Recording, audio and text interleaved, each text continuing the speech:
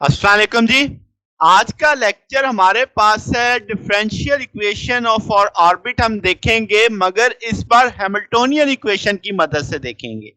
Last time हमने जो बनाई थी डिफरेंशियल इक्वेशन फॉर ऑर्बिट, हमने इक्वेशन ऑफ मोशन यूज की थी जो लैग्रांजियन से निकालनी थी हमने। तो अब हम हैमिल्टोनियन को यूज करते हुए देखेंगे क्या डिफरेंशियल इक्वेशन ऑफ ऑर्बिट वही आएगी, कैसे निकाली जा सकती है।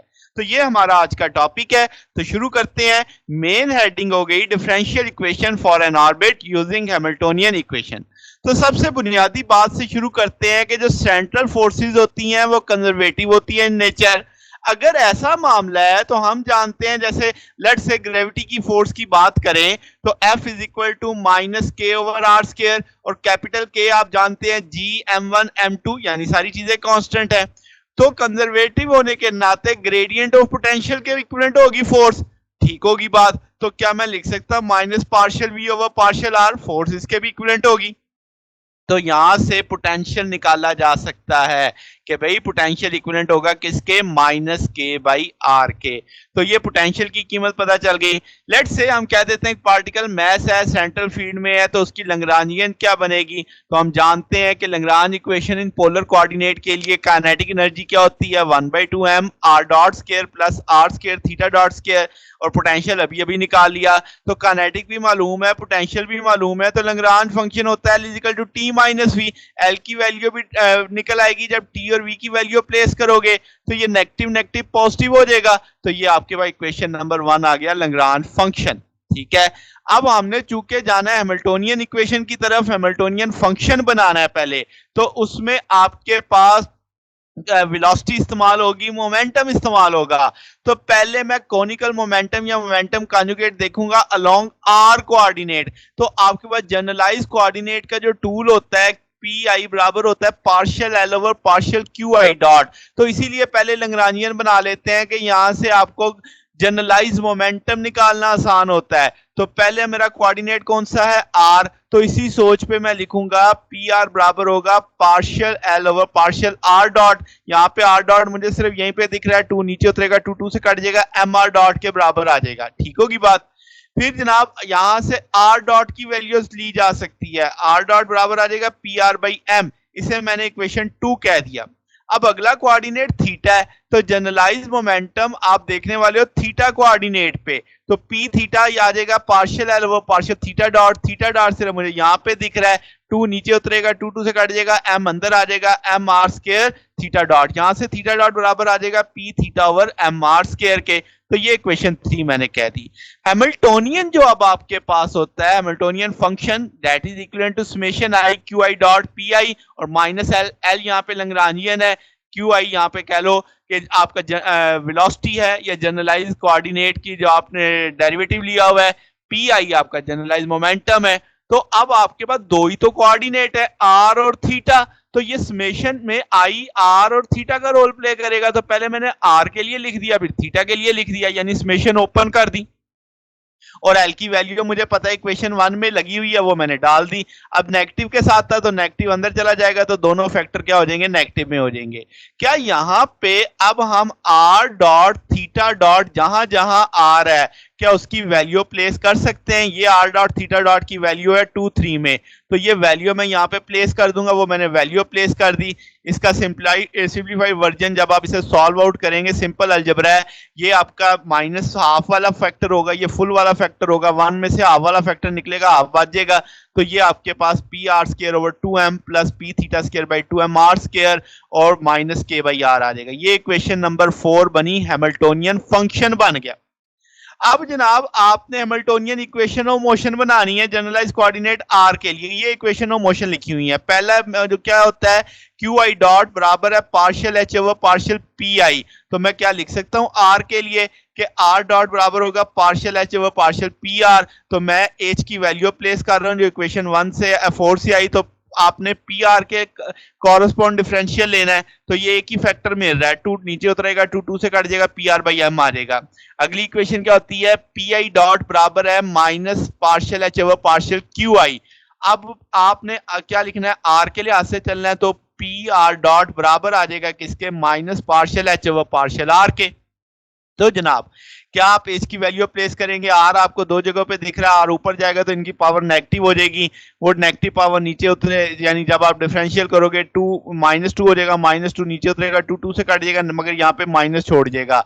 और फिर आपके पास इसी तरीके से के आर ऊपर जाएगा, माइनस में आएगा, नेगेटिव नेगटिव पॉजिटिव हो जाएगा, और आपके पास पावर बढ़ के नीचे आ जाएगा। तो इसकी पावर भी आर पहले -2 थी, नीचे वो बढ़ेगी तो -3 नीचे उतर के R3 हो जाएगी।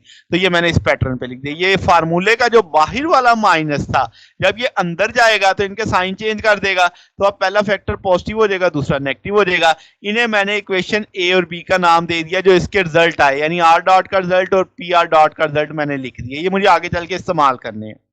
तो जनाब अब आपके पास इसी तरीके से मुझे थीटा के लिए इक्वेशनें बनानी है।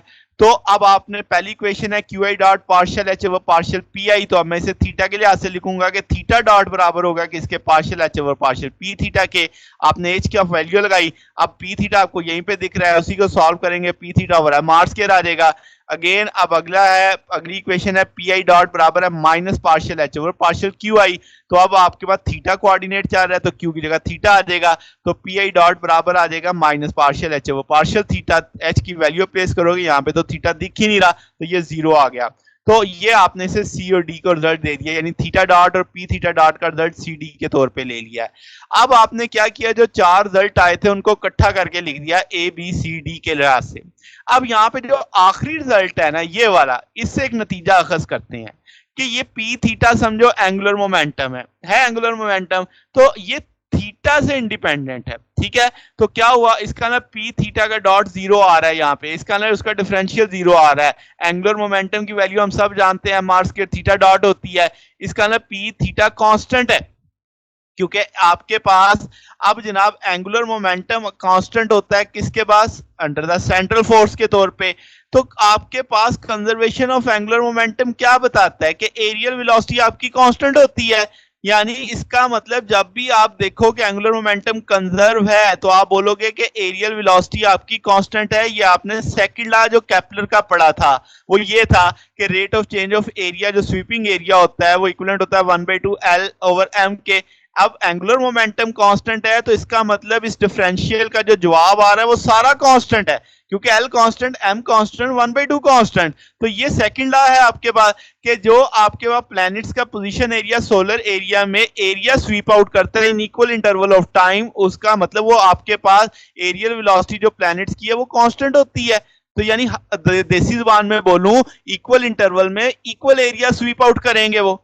ओके हो गया। तो अब आपके पास ये नतीजा अखज आया यहाँ से। अब मैं दोबारा चलता हूं ए और बी वाली इक्वेशन पे, ये ए है, मैं खैर नीचे भी लिख दी है, ये इक्वेशन ए है, ये इक्वेशन बी है आपकी। तो मैं इक्वेशन ए पकड़ता हूं, एम को ले जाता हूं लेफ्ट पे, तो एम आर डॉट आ जाएगा। अगर मैं दोनों साइड पे डिफरेंशियल करूं तो पी आर डॉट बराबर आ जाएगा किसके, एम आर डबल डॉट के। तो ये पी आर डॉट बना इक्वेशन ए से। अब इक्वेशन बी भी तो पी आर डॉट है ना, तो ये भी पी आर डॉट, ये भी P R dot, left side same होगी तो राइट साइड सेम कर दो। ये आपके मैंने मूव कर दिए लेफ्ट पे, तो इनके साइन चेंज हो गए, इधर 0 बच गया। अब आप जानते हैं कि पी थीटा जो हम यहाँ पे यूज कर रहे हैं, उसे हम पीछे एल में यूज करते हैं एंगुलर मोमेंटम, यानी इस चैप्टर के अंदर। तो मैंने क्या किया, समझाने के लिए आपको लिख दिया कि ये चीज यहाँ पे एल है, एंगुलर मोमेंटम है। तो हम जानते हैं कि जनाब अब क्या है, एम से अगर मैं डिवाइड कर देता हूं, तो आपने क्या किया, इन दोनों फैक्टर को उठा के दूसरी तरफ लेके एम से डिवाइड कर देते हैं, तो इसके नीचे भी एम आ जाएगा, इसके नीचे भी एम आ जाएगा। एल बाई एम अगर आप देखो तो आर स्क्वायर थीटा डॉट के तौर पे लिया जा सकता है, ठीक होगी बात। तो ये टूल आपने इस तरीके से इक्वेशन नंबर 6 बना दी। ओके होगी। अब इसमें मुझे किस किस की वैल्यू चाहिए, मुझे आर डबल डॉट की वैल्यू चाहिए, आर थीटा डॉट की वैल्यू चाहिए, थीटा डॉट स्क्वायर की वैल्यू चाहिए। तो दो चीजों की कीमत निकालनी है। थीटा डॉट की वैल्यू आप देख सकते हो एच ओवर आप आर स्क्वायर लिख देंगे, यानी यहां से अगर आप देखो एम दूसरी तरफ गया है, एल बाई एम को एच कह दिया है, और वो एच ओवर आर स्क्वायर किसके बराबर आ जाएगा, थीटा डॉट के। तो वो वैल्यू आपके एक की कीमत तो निकल आई, ये तो बड़ी आसान हो गई। आर डबल डॉट कैसे निकलेगा, हम लिखते हैं आर डॉट बराबर होता है किसके, D R by D T के। फिर मैंने क्या किया, थीटा से मल्टीप्लाई किया, डिवाइड किया, यानी आपके पास इक्वेशन पे फर्क कोई नहीं पड़ेगा। अब ये जो D theta by D T है, ये आर थीटा डॉट हो गया। अब थीटा डॉट यहां से निकाला जा सकता है, L over M R square, वो मैंने वैल्यू प्लेस कर दी, यानी D R by D theta लिखा रहा और थीटा डॉट की कीमत लग गई। अब मुझे तो सेकंड ऑर्डर डिफरेंशियल चाहिए, तो मैं आर डॉट का फिर डिफरेंशियल ले लेता हूं, आर डबल डॉट हो गया और डी बाई डी टी से एक दफा फिर मल्टीप्लाई कर दिया। तो यहां पे ये सारा जवाब आया हुआ था किसका, आर डॉट का, वो मैंने लगा दिया। अब उसी तरीके से जैसे पहले किया था, डी थीटा से मल्टीप्लाई भी किया, डी थीटा से डिवाइड भी कर दिया, तो आपने उनको थोड़ा सा अरेंज भी साथ में कर दिया। अब ये आखिर वाला फिर थीटा डॉट हो जाएगा, तो वो थीटा डॉट की वैल्यू हमें पता है यहां से निकल आएगी, वो वैल्यू लग गई।